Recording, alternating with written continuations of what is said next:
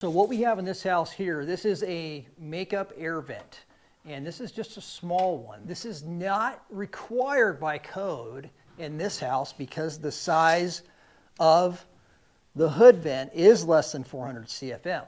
But we wanted to have one just in case because this house is built really tight. So what we did was, this is actually a barometric damper. We brought in a duct, a rigid duct. This one's only 4-inch. You have to get this size by your designer who does your HVAC system or is looking at possibly your manual J, and he's going to tell you how big this makeup air duct needs to be. It could be up 6 inches, 8 inches, 10 inches, depends on the size of your house and the actual potential for negative pressure that you have in your home. This is only 4-inch rigid duct. We put R8 insulation around this so we didn't get any potential from that cold air outside hitting warm air and then possibly condensating inside of the floor cavity.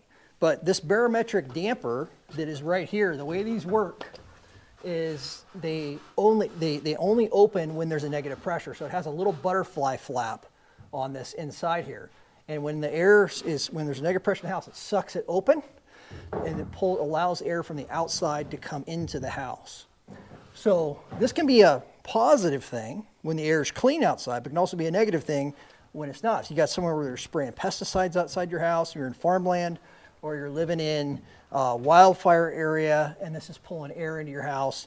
That's not great. So you really need a way to be able to either stop this from opening, or you need to be cognizant that, hey, I can't run my air in my house, or I can't turn on this vent and create a negative pressure and allow this air to come in if you have air outside that's not as clean. So the assumption of this whole thing is the air outside is cleaner.